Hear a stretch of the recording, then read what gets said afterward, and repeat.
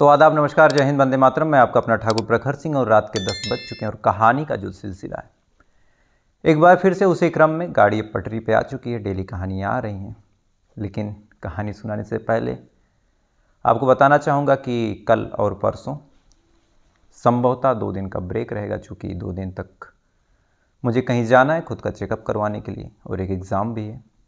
लेकिन शायद मेरे हिसाब से, जो मेरे टाइम टेबल और मेरे शेड्यूल में है, उस हिसाब से ये आखिरी ऐसा ब्रेक होगा जो मैं ले रहा हूँ, जो पहले से फिक्स है। क्योंकि इसके बाद कोई अप्रत्याशित घटना या फिर ऐसी कोई मिलती जुलती चीज़ नहीं होती है, तो ब्रेक वगैरह मैं नहीं लूँगा। डेली कहानियाँ सातों के सातों दिन आपके सामने लाऊँगा।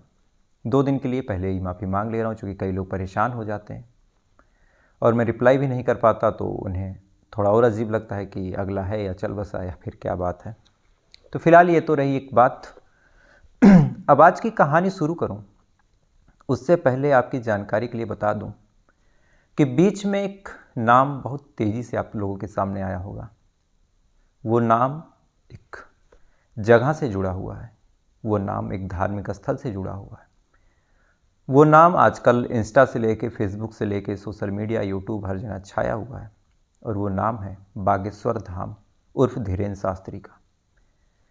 कई आरोप इनके ऊपर लगे।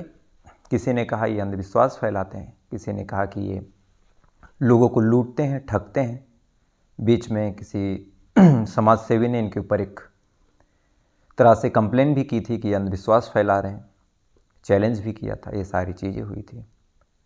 इसी बीच सुहानी शाह, जो कि एक माइंड रीडर है, मेंटल एक्सपर्ट हैं, वो भी इस मामले में कूदती हैं। लोगों के दिमाग में क्या कुछ चल रहा है उस बात को on the media, on the camera पढ़ती हैं। पढ़ने के बाद सबके आगे बताती हैं और कहती हैं कि जिस टेक्निक से ये सारी चीज़ें मैं कर रही हूँ, सेम टेक्निक से जो धीरेन्द्र शास्त्री हैं वो भी कर रहे हैं, और वो अंधविश्वास के रूप में इसे कर रहे हैं।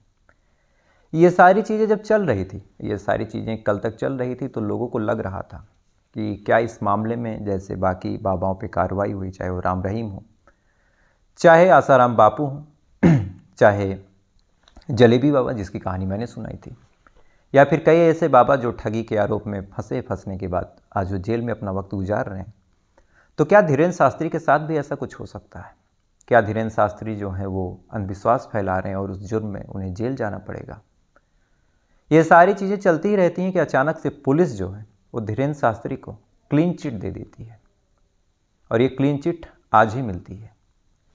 अब ये क्लीन चिट जब मिली तो लोगों के दिमाग में तरह तरह की बातें आने लगी कि क्या पुलिस ने प्रशासन के दबाव में या फिर सरकार के दबाव में क्लीन चिट दिया, या फिर बीजेपी की सरकार है, बीजेपी हिंदुत्व की बात करती है, हिंदूवादी छवि बनाना चाहती है, इसलिए क्लीन चिट दिया, या फिर जो क्लीन चिट दिया गया वो संविधान के दायरे में दिया गया।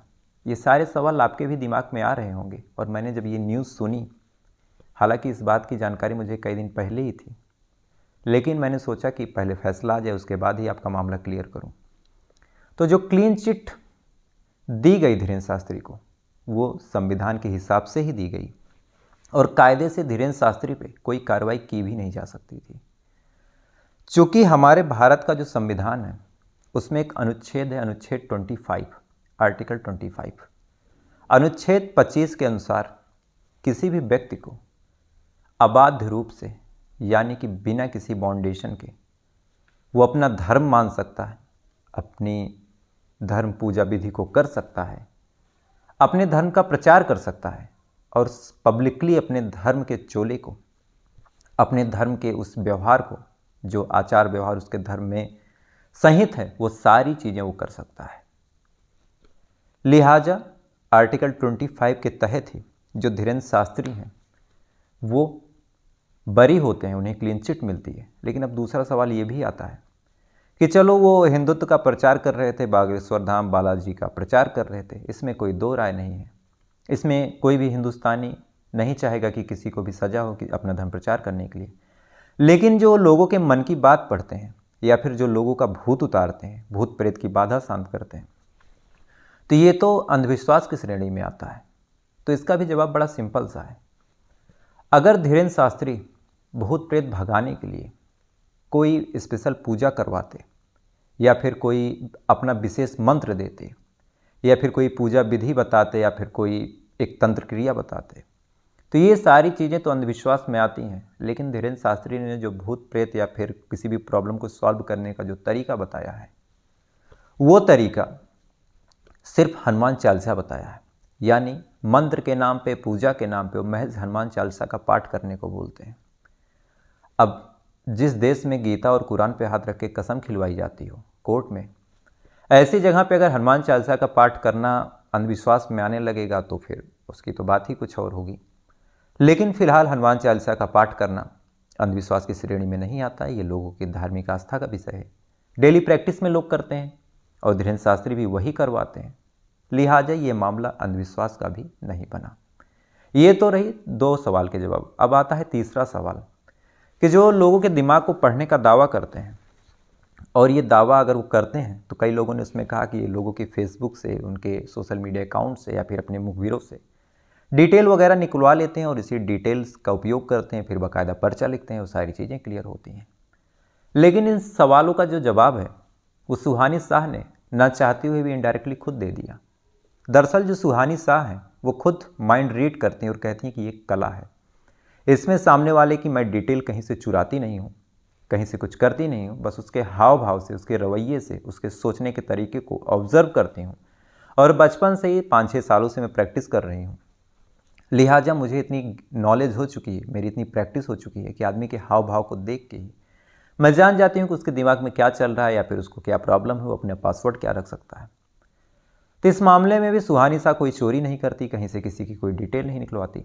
और अगर इसी टेक्निक का उपयोग जो धीरेन्द्र शास्त्री हैं वो कर रहे हैं तो इसमें भी कुछ गलत नहीं है, क्योंकि अगर गलत है तो फिर दोनों गलत हैं और सही हैं तो फिर दोनों सही हैं। तो ये तो रही एक बहुत महत्वपूर्ण जानकारी, मुझे लगा आपको बतानी चाहिए। सम सर ने इस स्टोरी को कवर की थी, लिहाजा मैंने कवर करना जरूरी नहीं समझा, चूँकि बहुत बड़े पत्रकार हैं, बहुत शायद कहानी सुनाने में शायद पूरे हिंदुस्तान में नंबर 1 पे हैं। मैं उनके पैरों की धूल बराबर भी नहीं हूँ, तो मैंने सोचा ही नहीं कि मैं उसमें अपना कोई पक्ष रखूँ। लेकिन अगर मैं सुनाता तो ये तीनों बातें मैं आपको ज़रूर बताता। तो ये तो रही एक महत्वपूर्ण अपडेट। अब आते हैं आज की कहानी के ऊपर। और अगर आज की कहानी आप सुनते हैं तो इस कहानी में मैं कुछ ऐसी चीज़ें आपको बताऊंगा जो कायदे से मुझे बतानी तो नहीं चाहिए थी, लेकिन इस कहानी में अगर वो चीज़ें मैं नहीं बोलूँगा तो शायद कहानी सुनने का मज़ा नहीं आएगा। आज की कहानी इंसान के ज़्यादा दिमाग लगाने, इंसान के ज़्यादा सोचने, तरह तरह के ओवर कॉन्फिडेंस और एक बदतमीज़ आदमी के अंजाम की है। कहानी पश्चिमी दिल्ली की है। कहानी पश्चिमी दिल्ली में एक जगह लगती है, एक इलाका है बिजवासन। दरअसल बिजवासन में एक आदमी जिसका नाम राम भजन था, वो अपनी पत्नी, अपनी एक बेटे के साथ बिहार के मुजफ्फरपुर से आता है। आने के बाद यहाँ बसता है। बसने के बाद सरकार से डिमांड करता है कि कुछ ज़मीन वगैरह अगर मिल जाती तो रोजी रोटी ये सारी चीज़ें ठीक ठाक तरीके से चलने लगती। सरकार भी बात सुनती है। सुनने के बाद पट्टे की कुछ ज़मीन, जो गांव वगैरह से बिलोंग करते हैं उन्हें पट्टा पता होगा क्या होता है, तो पट्टे की कुछ ज़मीन सरकार देती है। अब राम भवन उसी ज़मीन पे खेती वगैरह करते, बाकी जो दिन भर का काम होता कहीं मजदूरी करते। दिल्ली के करीब थे तो मजदूरी करना भी आसान था, ठीक ठाक पैसे भी मिलते थे, और इधर खेती की ज़मीन भी मिल गई थी तो कुछ खरीदना नहीं था। एक तरह से डबल बचत हो रही थी। परिवार काफ़ी खुशी मन से रह रहा था, सारी चीज़ें बहुत सही चल रही थी। लेकिन जो राम भजन था उसके बोलने का तरीका इतना गंदा था कि कोई भी उससे सीधे मुँह बात नहीं करना चाहता था। चाहे वो आसपास के दुकान वाले हों, चाहे जहाँ वो काम करता था वहाँ पे काम करने वाले लोग हों, चाहे किसी से रैंडम मुलाकात होती तो वो लोग भी, सबको यही लगता है कि ये आदमी क्या खा के दिन सुबह सुबह निकला है, या फिर इससे बात कर लो तो पूरा का पूरा दिन खराब हो जाएगा। लिहाजा आमतौर पे इस आदमी से, राम भजन से, लोग बात करने से कतराने लगे थे। अब जो लोग जिनसे इसका डेली का मिलना नहीं था या फिर डेली का कोई काम नहीं था, ऐसे लोग तो कतरा सकते थे। लेकिन आसपास के जो लोग, जो इसके पड़ोस में रहते थे, जिनसे इसका डेली काम पड़ता था, जिस दुकान पे ये जाता था सामान लेने या फिर जिस जगह ये काम करता था, ऐसे लोग क्या करते? उन्हें मजबूरी में इसकी बातों को सुनना पड़ता, इसके बोलने के तरीके को बर्दाश्त करना पड़ता। बहरहाल ये कई सालों से वहीं रह रहा था, तो धीरे धीरे लोगों को आदत भी पड़ चुकी थी। इसे देखते इससे लोग कम बात करने का प्रयास करते, सारी चीज़ें जैसे तैसे चलाते रहते। लेकिन इसी बीच राम भजन की जो माँ है उसकी मौत हो जाती है। अब राम भजन दिल्ली में था, माँ बिहार के मुजफ्फरपुर में रह रही थी।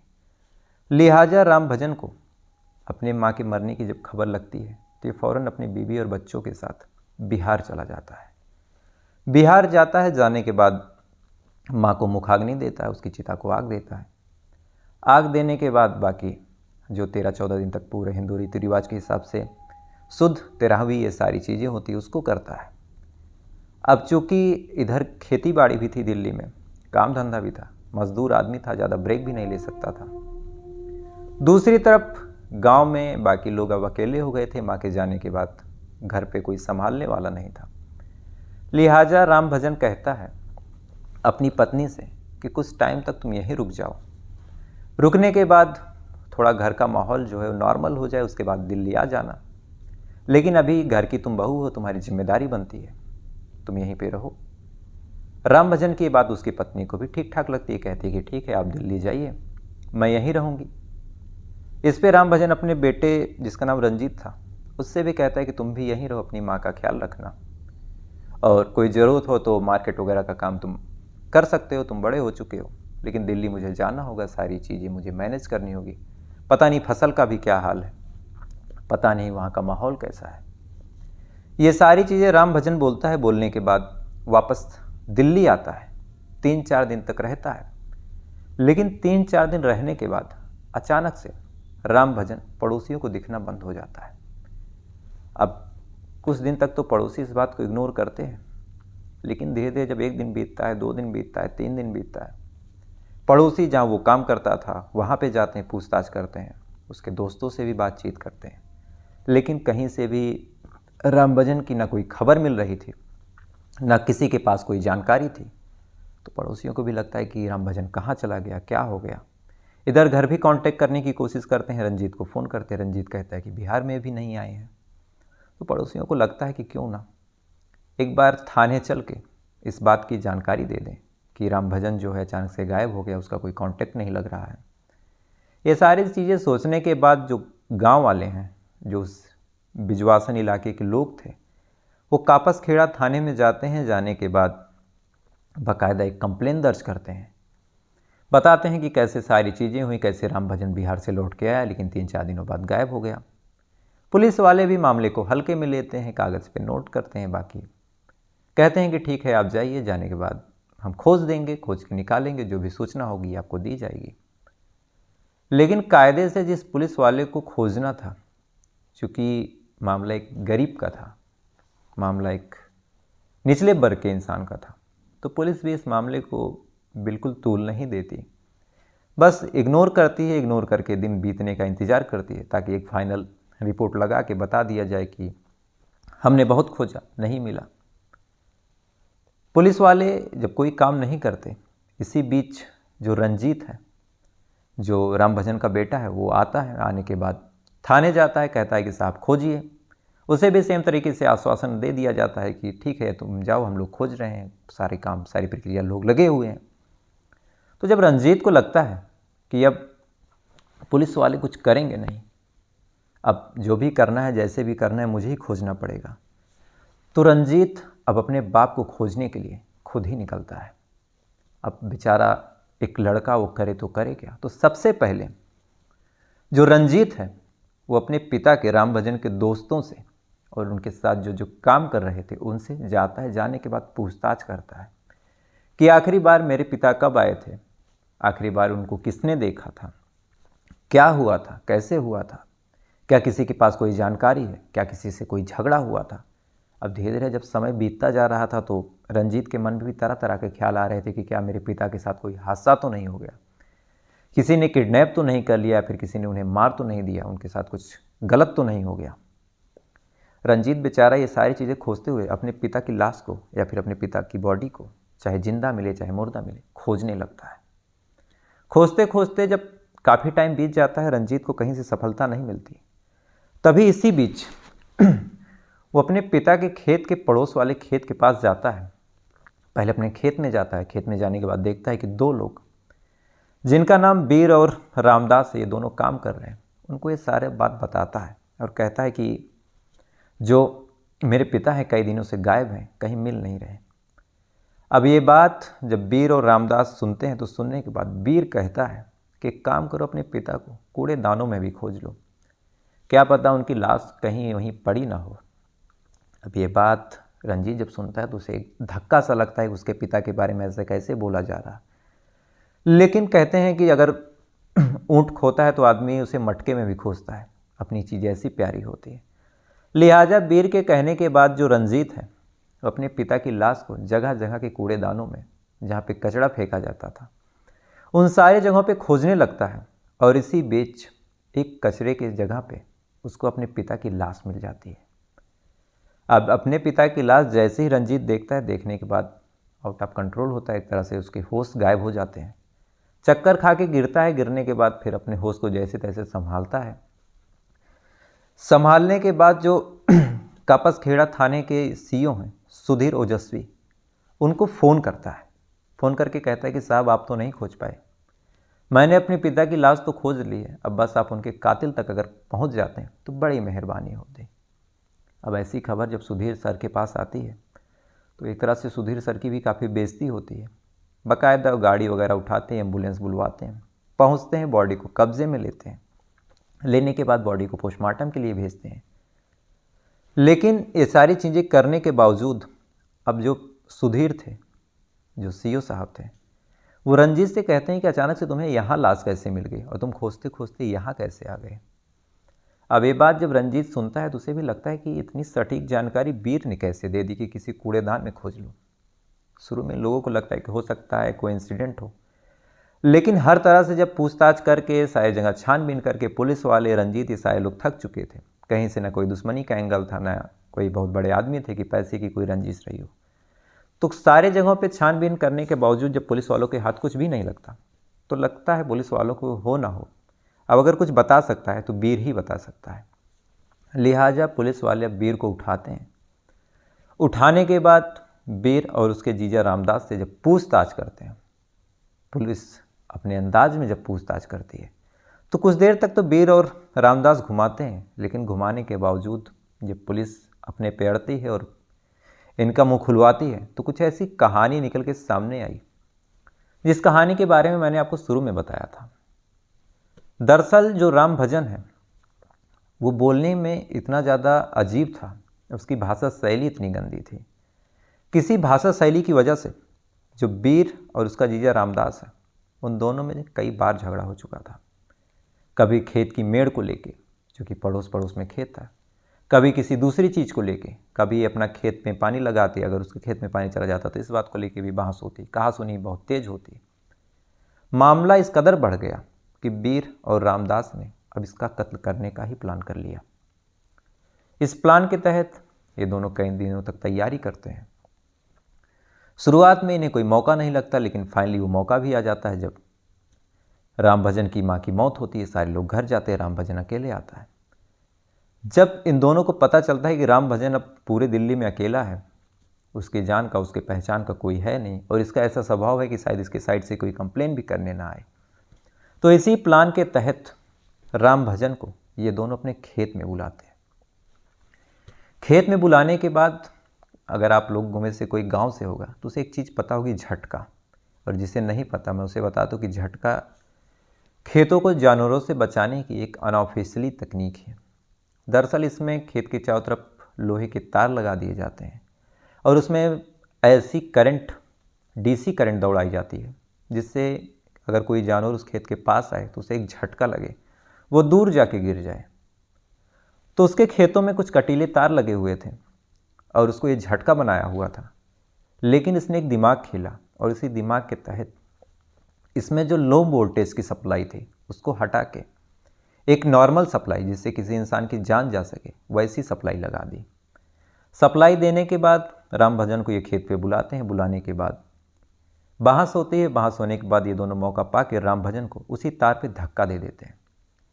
अब धक्का जैसे ही देते हैं, राम भजन उस तार के संपर्क में आता है, करंट लगती है। करंट लगने की वजह से मौत हो जाती है। लेकिन यहीं से अब बीर और उसका जीजा रामदास इस तरह सोचना चालू कर देते हैं, अगर कायदे से उसी तार पे छोड़ देते, क्योंकि मामला पड़ोस का था, एक्सीडेंट का केस बन सकता था। जो पुलिस आती, जांच पड़ताल करती, देखती कि कटीले तारों में उलझ गए थे, करंट लग गई, मर गए। क्योंकि हाथापाई हुई नहीं थी, कहीं चोट के, कहीं किसी और चीज़ के निशान नहीं थे, तो पुलिस वाले इस मामले को एक्सीडेंट में ही बंद कर देते। क्योंकि ना कोई चश्मदीद था, ना कोई मोटिव था, ना किसी का कोई ऐसा इंटेंशन निकल के शुरुआत में सामने आता। पुलिस भी जांच पड़ताल करती नहीं। लेकिन बीर और रामदास अब यहाँ से कुछ ज़्यादा ही सोचना चालू करते हैं, और इसी सोचने की वजह से सबसे पहले ये घर जाते हैं, अपनी मोटरसाइकिल लेके आते हैं। मोटरसाइकिल लाने के बाद रामदास की लाश को, माफ़ कीजिएगा, राम भजन की लाश को वहाँ से निकालते हैं। निकालने के बाद बाइक पे लादते हैं, रात के 3-4 बजे किसी कूड़ेदान में जाकर फेंक देते हैं। अब फेंकने तक तो ठीक था, लेकिन इनको, जो राम भजन का लड़का रंजीत था, उसका क्लोज भी बनना था, ताकि कभी इनका नाम ना आए। लिहाजा खुद ही लाश का पता जानबूझ कर देते हैं, ताकि कभी रंजीत को डाउट भी हो तो रंजीत इस एहसान को माने कि जो उसके पिता की लाश मिली वो बीर और रामदास की वजह से ही मिली, यानी ये दोनों कातिल नहीं हो सकते। तो इस कहानी से ज़्यादा कुछ मैसेज या फिर ज़्यादा कुछ नहीं दूंगा, लेकिन बस इतना कहूँगा कि कभी कभार आपकी बहुत कठोर बोली भी आपकी जान की दुश्मन बन सकती है। कभी कभार आपके बहुत सोचने का जो तरीका होता है, आपने कत्ल किया था, आप वहीं पे शांत हो जाते तो भी शायद मामला एक्सीडेंट का होता, लेकिन कभी कभार ज़्यादा तेज होना भी आपके लिए खतरा हो सकता है। और यही चीज़ इस बीर और इसके जीजे रामदास के साथ हुई। फिलहाल पुलिस ने 302 में इस मामले को दर्ज किया, बाकी आगे की कार्रवाई जो कुछ होगा वो देखा जाएगा। तो फिलहाल ये थी पूरी कहानी। अब आपसे कल फिर मुलाकात होगी किसी दूसरी कहानी के साथ। तब तक अच्छे रहिएगा। और जाते जाते एक बात और, एक बड़े महान आदमी हैं, वो मेरे हर वीडियो पे कमेंट करते हैं, कहते हैं कि भाई तुम चूसा हुआ आम लगते हो। और आम भी नहीं कहते, कायदे से कहते हैं कि तुम चूसा हुआ आम का जूस लगते हो। अब उन्होंने मुझे कब टेस्ट कर लिया मुझे ये भी नहीं पता। और अगर आप स्मार्ट सा लड़का खोजने निकले हैं तो भाई आप मॉडलिंग का शो देखिए, आपको क्राइम स्टोरी सुनने की क्या आवश्यकता। और अगर आपको मेरी शक्ल में इंटरेस्ट है तो बताइए, मैं मॉडलिंग का चैनल खोल देता हूँ। और अगर आप चाहें तो इंस्टाग्राम पे फॉलो कीजिए, मैं वहाँ पे बड़े अच्छे अच्छे तस्वीरें डालता हूँ, शायद आपको पसंद आए।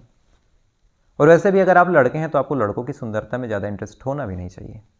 तो ये तो रहा, आप कई दिनों से कमेंट कर रहे थे, मुझे लगा आपको जवाब दे देना चाहिए, क्योंकि ज़्यादा चुप रहना भी कभी कभार हानिकारक होता है। तो फिलहाल ये थी पूरी कहानी। उम्मीद है कहानी आपको पसंद आई होगी और उन भाई साहब को मेरा मैसेज भी मिल ही गया होगा। तो अब आपसे कल नहीं, लेकिन 2-3 दिन बाद, परसों फिर मुलाकात होगी किसी दूसरी कहानी के साथ। तब तक अच्छे रहिएगा, खुश रहिएगा। जय हिंद, वंदे मातरम।